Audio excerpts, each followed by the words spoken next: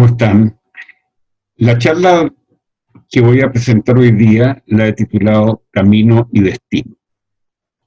Y este nombre surge a raíz de un concepto que, en mi opinión, ha sido usado en forma errada durante este periodo de pandemia, que es el concepto de nueva normalidad. Yo discuto el uso de la palabra normalidad en este caso. La palabra normalidad es una palabra vigente, válida, pero que tiene otro sentido al que se le ha dado. Cuando hablamos de nueva normalidad, estamos queriendo decir que lo que había antes era normalidad. ¿Y ustedes creen que desde que empezaron los asaltos, los portonazos, los eventos posteriores al 18 de octubre estábamos viviendo un estado de normalidad? La normalidad no es una fotografía de un instante comparada con la fotografía de otro instante. Yo pienso que la vida es una película, no un set de fotografías. Imaginemos, por ejemplo, por dar un ejemplo, que planificamos un viaje a Chillán y establecemos escalas en Rancagua, San Fernando, Curicó, Talca, Linares, Chillán. Y que mientras iniciamos este viaje, en San Fernando, por así decir, se ha producido algún problema y hay que tomar un bypass a objeto de poder ir por una vía alternativa, dado que la carretera está interrumpida por cualquier motivo. Lo que hay que hacer es eliminar San Fernando entre los puntos, los hitos de nuestro viaje, pero el viaje sigue teniendo el mismo destino. Por eso que hay que entender que el camino es el que puede ir variando en función de las circunstancias, pero no así el destino. En ese sentido, diría yo que es muy importante identificar la palabra normalidad con hechos a los cuales efectivamente corresponda y no hablar de nueva normalidad como una fotografía nueva a un episodio nuevo. Nuestra vida es la que cuenta y esa vida tiene un camino que puede variar en función de las circunstancias. Quiero ilustrar este pensamiento, que es una reflexión en la cual, por cierto, acepto las discrepancias, pero lo quiero explicar a través de ejemplos que a mí personalmente me parecen importantes. Si nos remontamos a la antigüedad, lo que se pensaba era que la Tierra era plana y que el cielo también era plano. Y que de ese cielo colgaban las estrellas, razón que motivó el uso del nombre firmamento para referirse a por así decir, este sustento que tenían las estrellas que colgaban del cielo.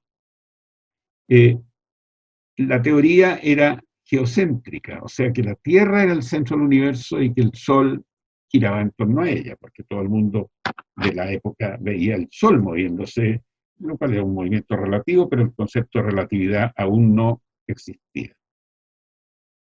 Pero surgen entre el siglo XV y el siglo XVII tres personajes, muchos más por cierto, pero tres personajes a los cuales me quiero referir.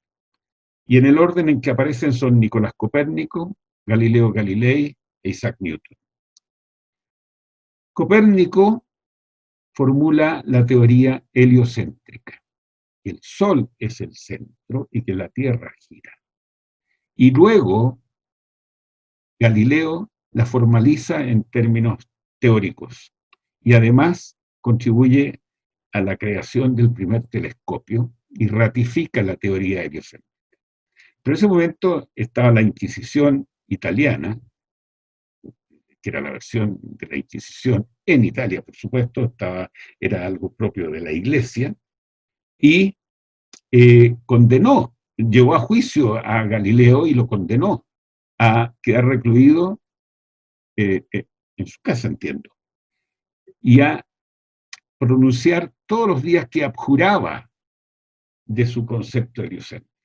Galileo en esa época tenía 69 años de edad, de modo que no era mucha la vida que le quedaba, dadas las circunstancias de la longitud de la vida en aquellos tiempos.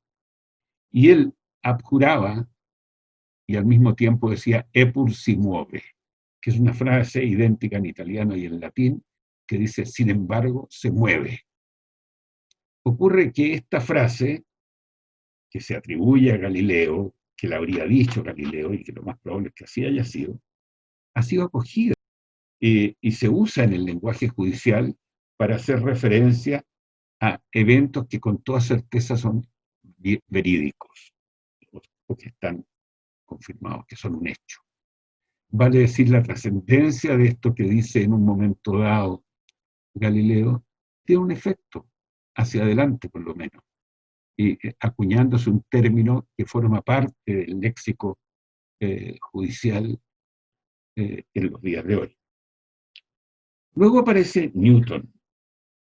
Newton formaliza la teoría de la física clásica, con la cual el mundo se rigió y se sigue rigiendo naturalmente en muchos casos hasta el día de hoy.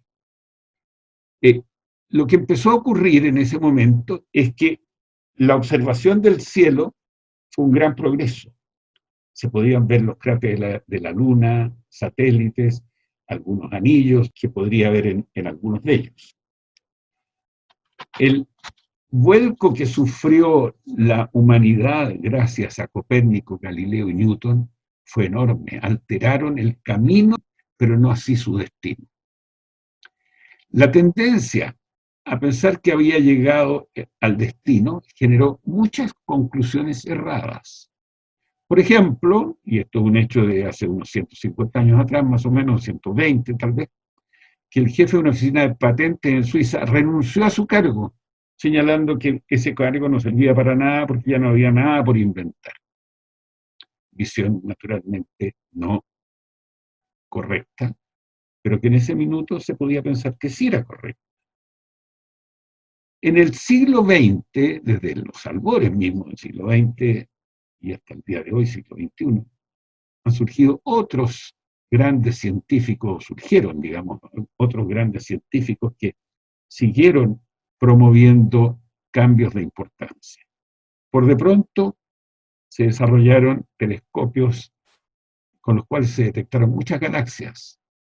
La galaxia en que está la Tierra, que es la Vía Láctea, ya había sido observada con los telescopios propiamente tal, incluso se puede ver en cierta forma a, a ojo abierto, así simplemente. Pero se concretó el descubrimiento de muchísimas galaxias, que en realidad son millones y son incontables, porque el universo está en expansión permanente. Y aparece Einstein, que formula la teoría general de la relatividad, en contraposición a la teoría de Newton, porque toma en consideración efectos propios de la curvatura del universo.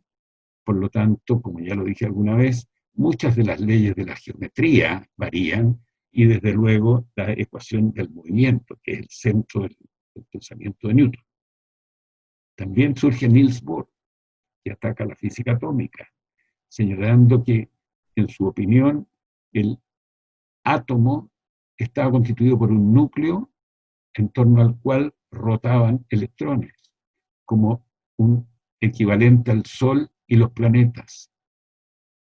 Aparece Heisenberg, Werner Heisenberg en rigor, un científico notable alemán, lamentablemente muy antisemita para nosotros y para el mundo, que tuvo serias discusiones con Bohr, pero que él da forma a un concepto importante que es el principio de incertidumbre, diciendo y que es la base del pensamiento cuántico, que da lugar a la física cuántica, diciendo que no se puede determinar con precisión dos parámetros al mismo tiempo, como la posición y la velocidad.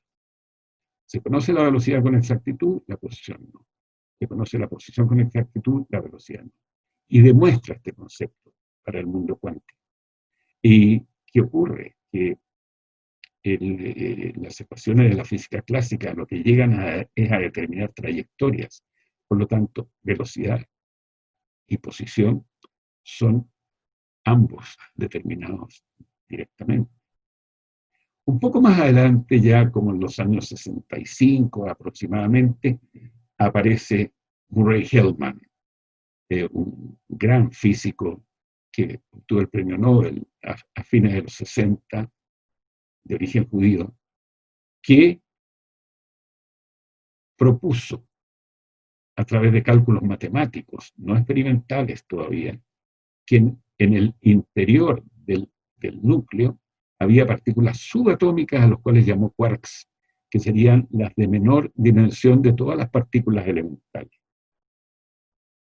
Están también Stephen Hawking. Stephen Hawking trabajó muy próximamente con Roger Penrose, este último un gran matemático, Hawking un gran físico, y que formularon teorías con respecto a las leyes básicas que gobiernan al universo, llegando a establecer la existencia de los agujeros negros. Finalmente, dentro de esta nómina parcial a la cual estoy haciendo referencia, aparece también Peter Higgs, que se preocupa de ver por qué la materia tiene masa y propone la existencia de una partícula que llamó la partícula de Dios, que es aquella que le aporta masa a la materia. Hay un ejemplo bien interesante que demuestra esto y que establece que la masa se adhiere a la materia cuando se produce una ruptura de simetría. Probablemente esto suene un poco críptico para quien está viendo este video si no está familiarizado con el tema, pero lo explico con un ejemplo relativamente conocido que escuché. Imaginemos un salón absolutamente simétrico, por ejemplo, circular, en el cual hay una densidad de gente que está haciendo uso de este recinto, totalmente uniforme, totalmente pareja. Y de pronto entra un personaje muy atractivo, puede ser un personaje del cine, un físico famoso, un músico excepcional, y todo el mundo quiere ir a saludarlo. Se produce una avalancha de gente hacia donde está él. Desde ese punto de vista, este individuo que entra a ese salón sería el equivalente a esa partícula de Dios, que es capaz de romper la simetría, de ahí viene la explicación del nombre, y atrae masa. Entonces lo que formula Higgs es que después del Big Bang habrían surgido estas partículas que le agregaron masa a la materia que era de cero masa en el momento mismo del Big Bang.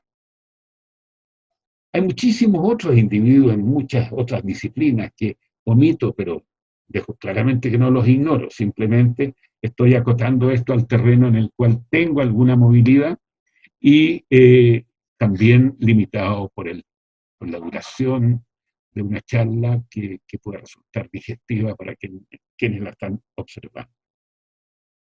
En el siglo XXI aparece la radioastronomía. Esto es un efecto extraordinario en relación a los descubrimientos astronómicos, porque en lugar de observar a simple vista, o sea, a ojo desnudo, el universo y los astros que en él podemos ver, capta ondas. Pensemos en un celular. Un celular es un aparato al cual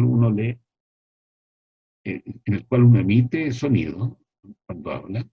Este sonido es convertido por un codificador hasta el receptor, que es un decodificador, y lo vuelve a transformar en el sonido que emitimos. Probablemente hay algún grado de imperfección, pero esto se ha ido superando con el paso del tiempo.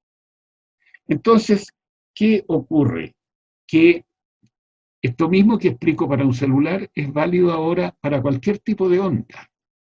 Y estos radiotelescopios captan ondas que pueden venir de miles de millones de años luz hacia atrás, como por ejemplo las ondas gravitacionales que empezaron a llegar hace pocos meses a estos receptores que están instalados en los grandes centros de astronomía del mundo, que dicho sea de paso, dos de ellos, tal vez los más importantes en este minuto, están instalados en Chile.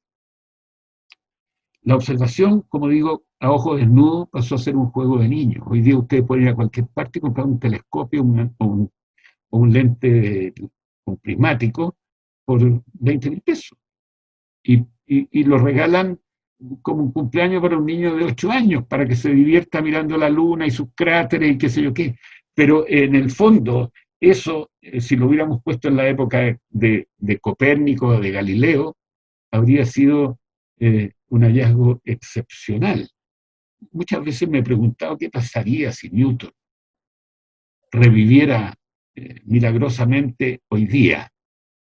A lo mejor se suicida porque diría, soy incapaz de comprender lo que pasa, me considero un analfabeto y ¿para qué vivo?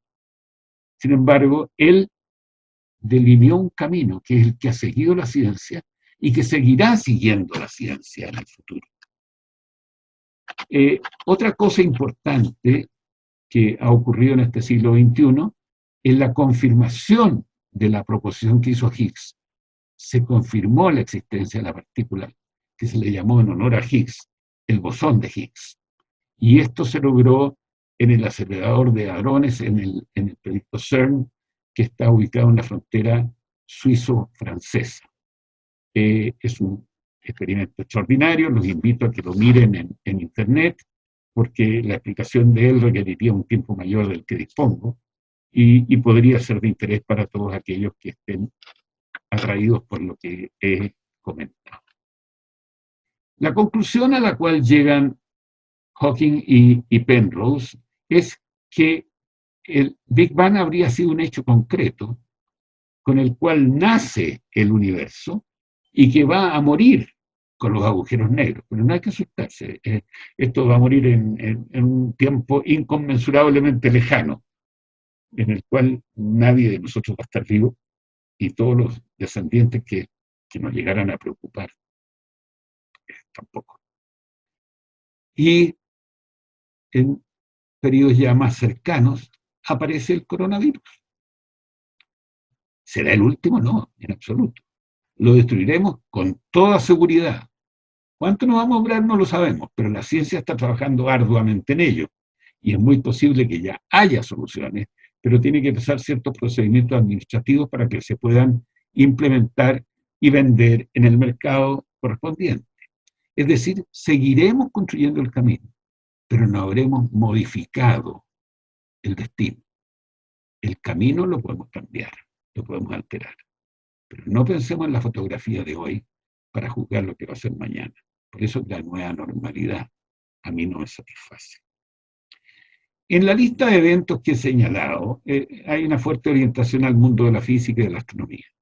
Es de formación profesional probablemente, pero eso no quiere decir que en otras disciplinas extraordinariamente importantes para la humanidad no haya habido saltos siderales también, como es el caso de la medicina.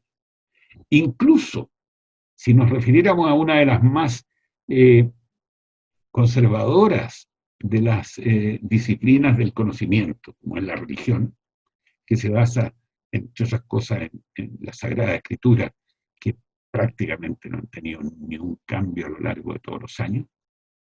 El software, por ejemplo, informático, ha contribuido a que algunos investigadores encuentren interpretaciones alternativas del texto de los libros sagrados.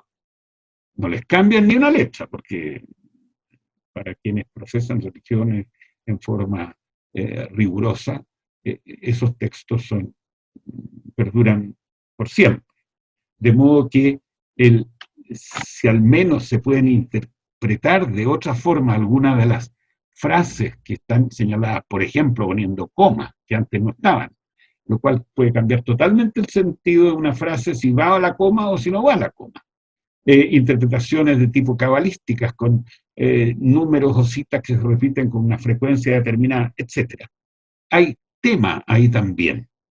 Y bueno, en la química también, el genoma humano, etc. En todas las disciplinas del conocimiento hay un hoy y hay un mañana.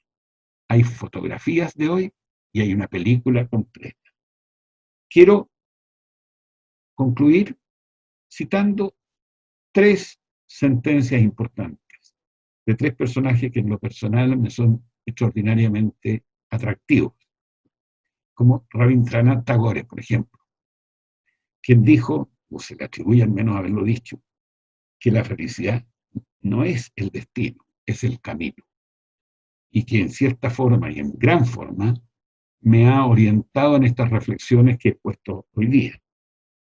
Luego el gran poeta Antonio Machado que dijo, y ustedes lo han escuchado probablemente muchas veces en canciones de diversos intérpretes, caminante no hay camino, se hace camino al andar, que también apunta en la misma dirección. El camino puede variar, pero el producto final, que es la canción o el poema, no ha cambiado. Y por último, referirme a mi gran amigo de toda la vida, de la infancia, y 70 años hemos sido amigos en realidad, que por lo demás somos mellizos, porque nacimos el mismo día, salvo que él nació un año antes. Fuimos compañeros de curso, etc. Julio Munchausen, quien compuso un verdadero himno a la sabiduría, que es la canción Cambia, todo cambia, que realmente es como un himno nacional, así como Gracias a la vida, por ejemplo, de Violeta Parra. Y en una de sus estrofas dice: cambia el rumbo el caminante, aunque esto le cause daño. Y así como todo cambia, que yo cambie no es extraño. Eso, con ello concluyo esta presentación. Espero que les haya sido de interés y nos veremos en una próxima ocasión. Muchas gracias.